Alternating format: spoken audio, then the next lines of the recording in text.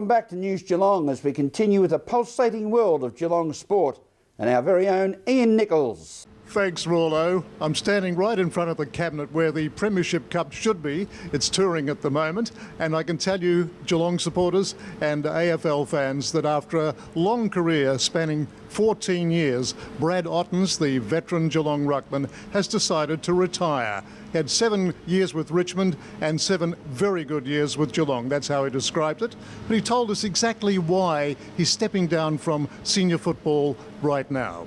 Obviously put a lot of thought into it over the last month or so, and I think as a player you probably always have a pretty good idea of where you're at in comparison to your competition, and I probably just sort of felt like I was the years by date wasn't far away, and felt like it's been a pretty special year and a pretty special way to finish, and I'm pretty content with that. So obviously want to,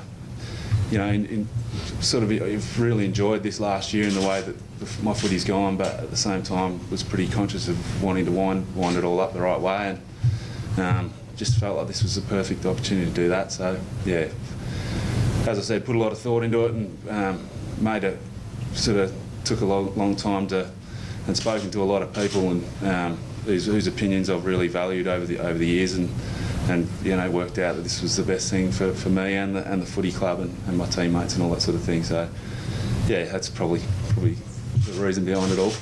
Well, Brad, are we going to lose you to the football game, or are you going to still have some involvement here with the Cats? I'll take a bit of time for the next sort of up until Christmas, and sort of enjoy a bit of time away from sort of not having footy in my head sort of all the time, which is something that I've probably had for my whole career. So I'll take a bit of time to just enjoy life for a little bit and relax, and I'd like to stay involved with the club. Hopefully, spend a bit of time with some younger guys that I've put a bit of work into over the last couple of years and really enjoyed that. So stay involved in some capacity with the footy club. But there's a lot of things I want to sort of try and sink my teeth into. So just spend a couple of months working out what it is exactly I want to do. Well, Brad, you came from Richmond and the Tigers after 7 years. Are you grateful that you had the opportunity to play with a more successful club? I'd like to thank Richmond for the opportunity to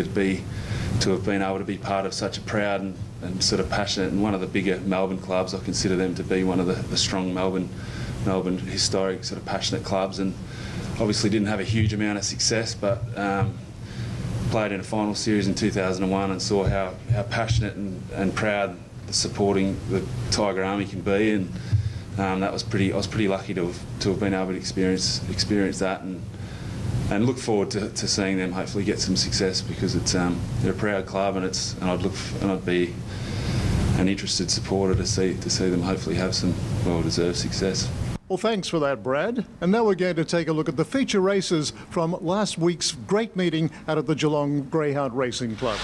Racing, David Bale slow to begin. Oh, What a Night began fast near the outside, going quickly. Finbar McCool over. Oh, What a Night, followed by David Bale rowing through. They were followed next then over on the outside at that point, then by Up and Away. It's drifting well out of it though, followed by Cisco Diamond, Electra Fly going to the tail of the field, up to the turn. Oh, What a Night the leader. It skipped away from David Bale, and over on the inside Finbar McCool, but it's Oh, What a Night taking it, one of the cup. Finbar McCool second, and David Bale ran third from Black Hombre, followed by Dinah Gala. Next over on the inside Electra Fly, followed then by Cisco Diamond. Last in Up and Away, and the time 25.86.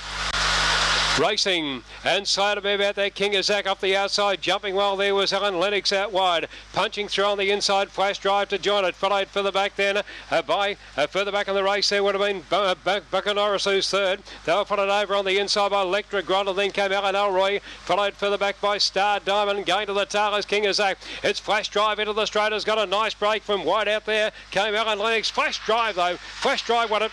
Alan Lennox second, third spot at go to Bouncer Norris, and they were were followed further back here as they went to the Penn Star Diamond of fairway back Alan Elroy.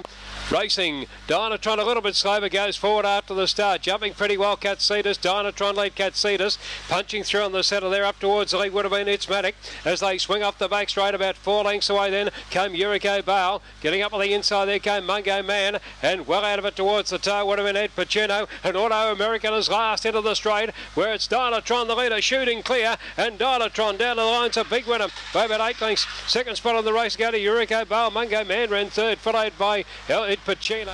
Racing and away pretty fast. There would have been warning label out the centre. Ran to the front, settling down. Marlborough Man second. Going up on the inside there is Dynabird. 8 lengths further back then came Buddy Rocks and then Rewald. They were followed further back by Alan Bullman and then came Save Our Sons. And last would have been Gable lit up to the turn though. Marlborough Man the leader. The Hillsville Cup winner skipped away to the straight from Dynabird. It's Marlborough Man clear. Dynabird is rattling on the outside but Marlborough Man from Dynabird. Buddy Rocks third. Henry Watt out of the ground to run fourth, followed by Warning Label.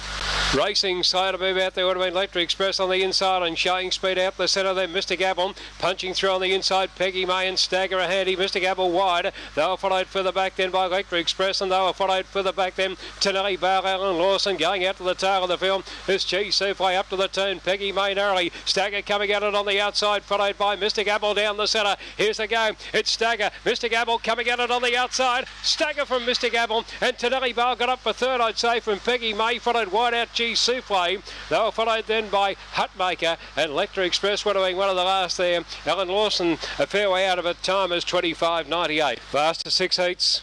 Racing, Shireen Bales jumped okay, about second or third, settling down. Super Payment won the jumper. There's Shireen Bale, a handy second. They were followed by Clay Pan. Further back on the outside there is King Fox, and back on the inside would have been Alan Hertz right out of it, followed by Big Star. And out at the tail, Gurlabale, Iceman Rakkonen on the home turn now. Shireen Bale is sprinting down the outside, takes the lead, and she's racing clear. Shireen Bale is a big winner in the end. Second is Super Payment, followed by Clay Pan and Alan Hertz handy over the line. Followed further back then by Iceman Rakkonen. Well, I hope you enjoyed the action from Beckley Park, Rawlo. It's back to you. Thank you, Nico. And now the weather scene for Geelong and the Surf Coast with scintillating Sophie Miller. Good evening, Sophie.